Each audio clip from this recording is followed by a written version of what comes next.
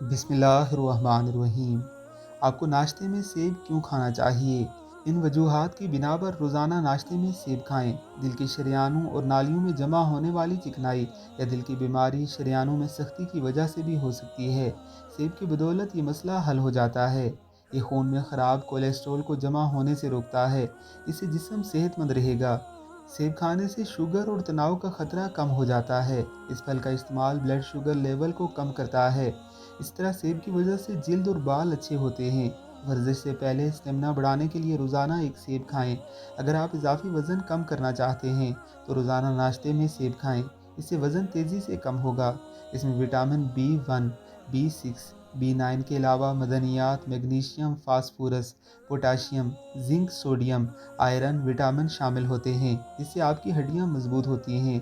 سیب anti oxidant خصوصیات سے بھرپور ہوتا ہے۔ یہ دل کی بیماریوں کا خطرہ کم کرتا ہے۔